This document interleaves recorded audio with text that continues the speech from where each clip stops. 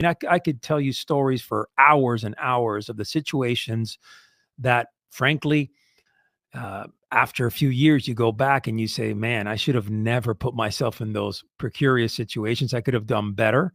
But as a rookie, as someone that's trying to make his name, you've kind of fly by the by the edge of your seat, and it was one of those things for me where I needed to go out there and experience a little bit of that fear factor.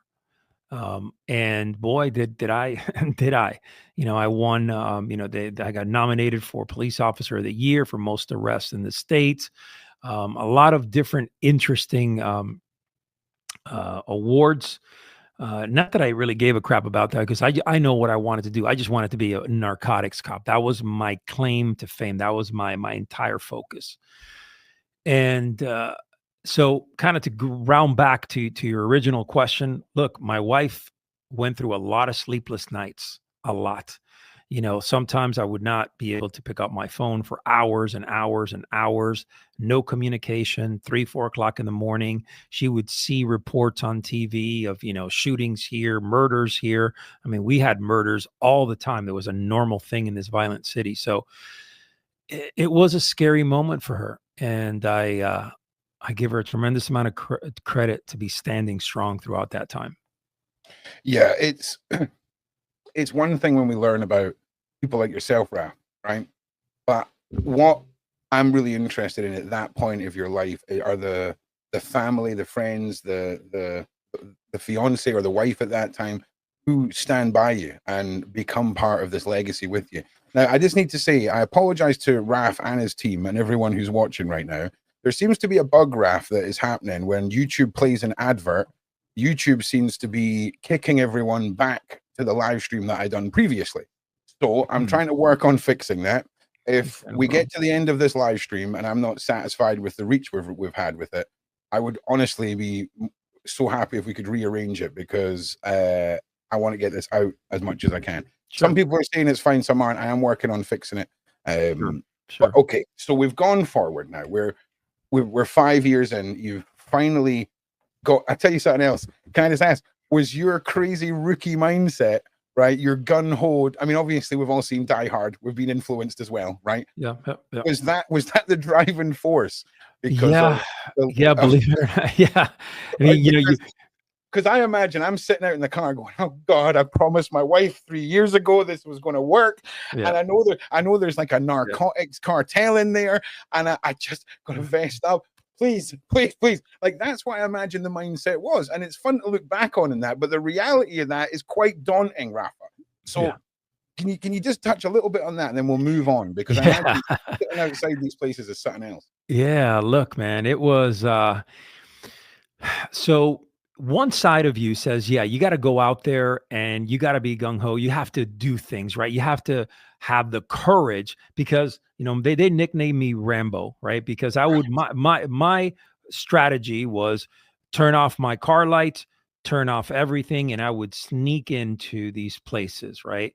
And I would put my door silently, and I would creep up on foot to these particular places where there were drugs and guns, and my strategy was never pulling people over. I was never one of those cops that just starts pulling people over. I was always more about getting out of my car and doing the footwork, and going deep into these, territories where, man, it's a 1 or 2 cops coming into a crowd of 12, 15 men. It was very dangerous, Yeah, and then you're going into like areas where they're not very much lit up. There's not much light. You don't know there's fences and dogs. And one thing I meant to ask you was this: what era of like body camera were we in? Were we in the era of that yet, or were we? No, we weren't. Okay, so not only are you out there doing that, it's basically a he said, she said situation at any point. Sorry to interrupt you, Raf. I just wanted to get that.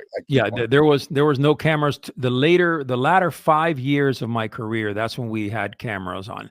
But at that time, no, there was no cameras. And yes, he said, she said, and it was a different time. When you had to deal with individuals in that territory. In the hood, in that neighborhood, right? You had to go in there and lay the law down. You needed to earn respect. And the way you did that was by having the big balls, okay, to do what you did. Like you went out there, you weren't the cop that just drives by with his windows down and waves to people and looks the other way. They knew that I wasn't that. However, what they did know is that I was very fair.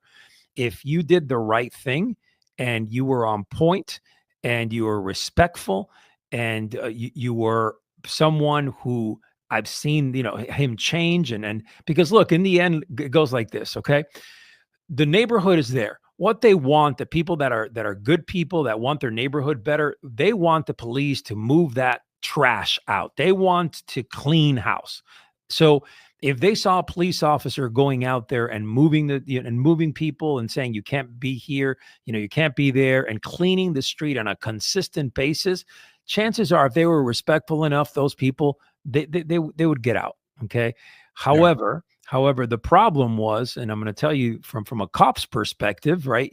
The problem is that when you do that, sometimes initially, it's like walking up to the toughest guy in a jail cell and and saying, "Hey, man, you know what? I'm not going to put up with any of this crap," right? So you had to go to the heart, right, of the leaders of these gangs. Oh, yeah. 100%. And be on point. So sometimes, yeah, it was scary as hell. And the mindset as a rookie, you're thinking Die Hard, you're thinking, like my, Bad Boys and whatever. Right. But in reality, it's not really like that, man. These guys have real guns that could shoot you and hurt you. Right. And it's not so much that as well. It's if there's two cops, I mean, I'm not saying they'd get away with it, but people just disappear, Rafa. Do you know what I'm saying? Like, you wander into the wrong place, they just disappear. And it seems like you inaugurated yourself in fire, if that's the right terminology, for your career and for your driving force. I mean, obviously, your driving force is to be the best of the best in whatever you're doing. That's if you were a pastry chef, you'd have the best goddamn pastries on that goddamn street, Rafa. Do you know what I'm saying? Do you know what I'm saying? You strike me as that kind of guy.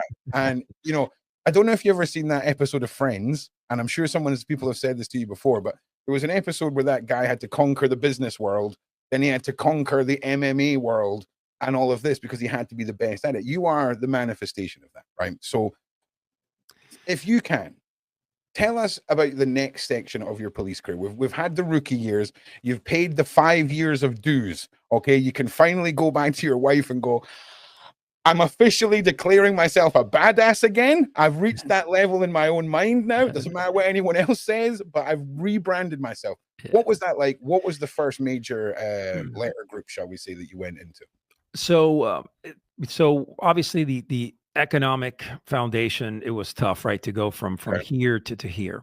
So what I did, I had an entrepreneur mindset. And after the third year, what I started to do is build contacts. I went to SWAT school. I started connecting with a lot of people, and I was able to go overseas and start teaching police officers overseas, SWAT teams overseas. So I built a contract overseas, specifically in Peru. And I started flying on all my off days. All my vacation days were all sucked basically to start traveling overseas, teaching all these, different categories of police officers and SWAT. So I was making money that way. I was figuring out, hey, if I still have an entrepreneur mindset. So I figured a way to get the money in-house. Now, as I grew, I got selected. I was selected to be part of VICE, our VICE unit in our police department. We did a lot of narcotics undercover buys and different investigations, a lot of surveillance. And it was a very interesting part of my life. I had to change how I looked. I had to change basically a lot of who I was here. I had to change it because I needed to be more like people in the street, right? Yep. I needed to be able to connect with them. So I had 2 earrings on. I was shaved completely bald. It was a different look. And that's another conversation with your wife, though, right? Yeah. I mean, listen, honey, I'm going to have to get a face tattoo and shave my hair. I'm going deep. Yeah, okay. Yep, Again, a lot that you're sacrificing, right? And you're now giving away parts of yourself. Okay. You're not sitting in a car getting personal growth and becoming leveling up your your nerves and your bravery, you're now handing over parts of yourself. What was it like? Did you ever feel lost in the job, so to say?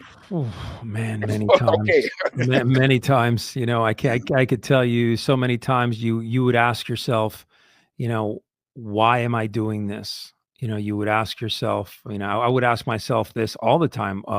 The question that came to mind all the time was like, I mean, I didn't start at a early age. I mean, I was in my early 30s. I was 32, 31 when I went through the police academy. So, I didn't start early. So I'm like, why would I at this time of my life have to put myself through this? Like right here. Well, I'm in dangerous positions. I could be shot at any time. Is this really what you want? So I asked myself so many times that question, but in the end, the answer was the same. Okay. This is part of who you are. And believe me, hang in there, that in the end, you're going to be better because of it. Yeah. And that road, I mean, the journey is incredible, but you must have had moments, the defining moments, whether they were moments where you'd taken a risk and almost lost it all, Rafa, in these incidents. Can you take us through, say, your top three moments, right, at the start of your narcotics? And I'll tell you what, Vice as well. I mean, I'm not being funny. When you watch a detective show on the TV or Netflix or whatever, it's the ones that are covering Vice that are the most interesting, Yeah. So take us through those moments if you can. I don't know what the legal, Yeah. I don't know Yeah, what you no, can I tell. can, a lot of these cases are. Also, sorry, what the hell is SWAT school? Because that sounds freaking badass in itself, right? Yeah, Is yeah. that where you obviously you trained to go into SWAT there, right? Yes, But did yes, you yeah. say that you were coaching there or teaching there? Did you say you were doing? Well, I attended, the SWAT school, and many different training elements to Yeah, get, certifications and rifles and firearms and so on and rappelling and all that good stuff.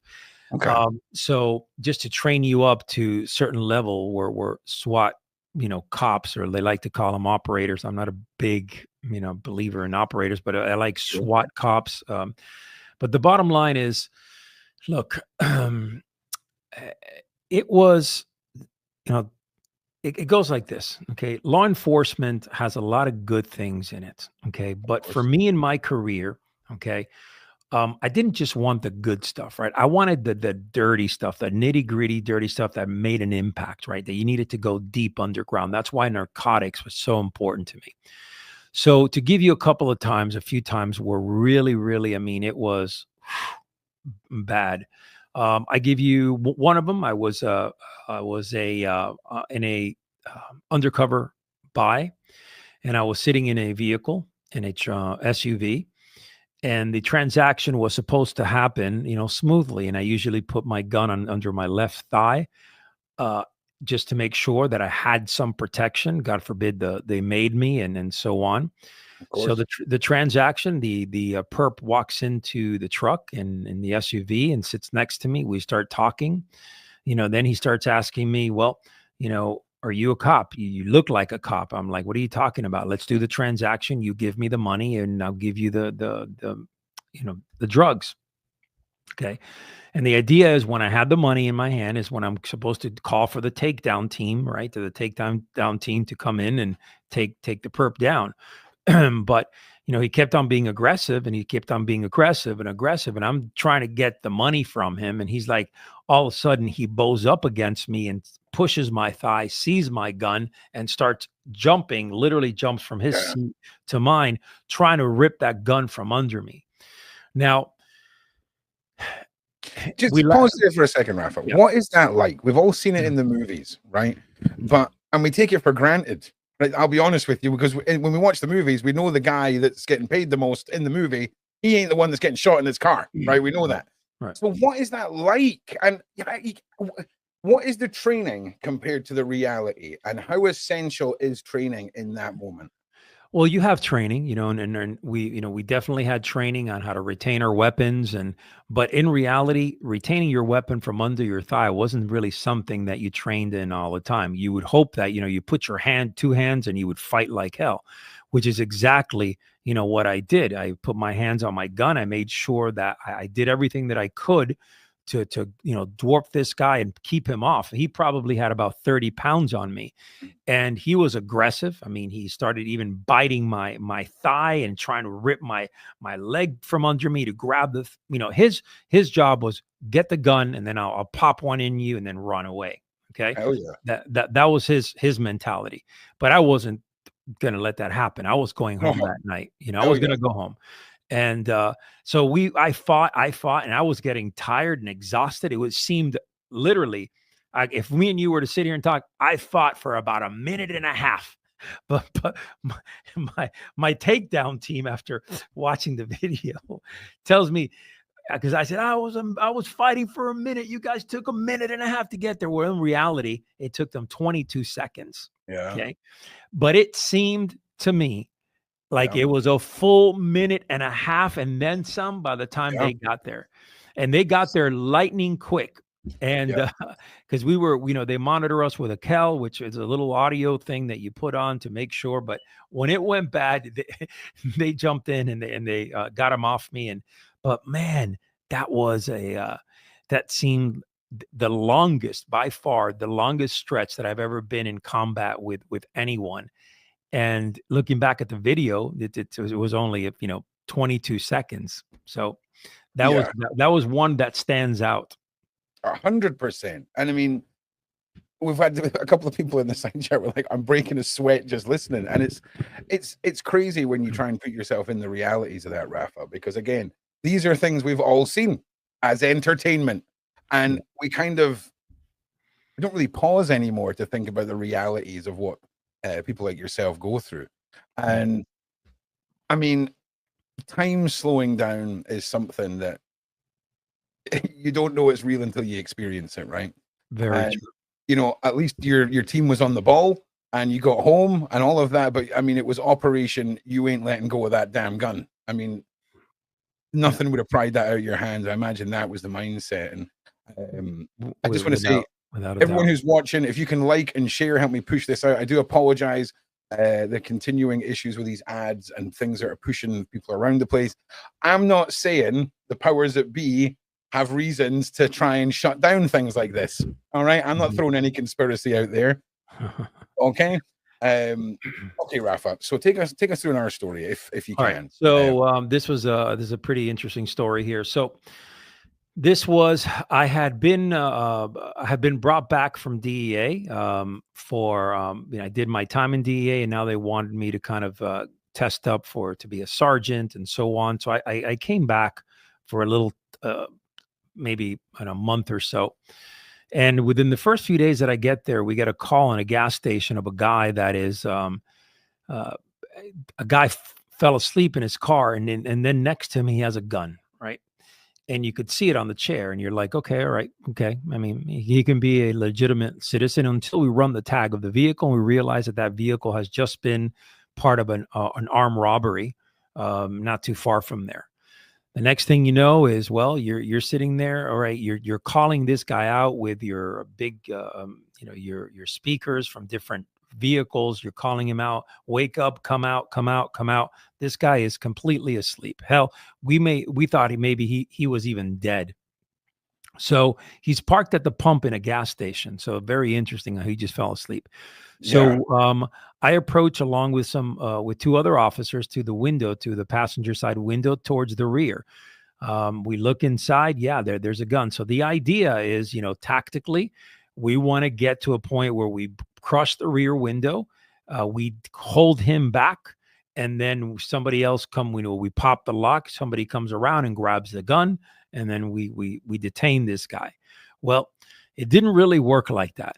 Once we popped the windows, the person that was supposed to grab his hand didn't do a great job grabbing the hand. So this guy reached out, grabbed the gun, okay, hit the accelerator, literally almost ran over 2 or 3 of our cops. He smashed into a wall. The next thing you know, he's firing at us. We're firing back, and I'm in the middle. Imagine, boy, I am in the middle of this whole shootout.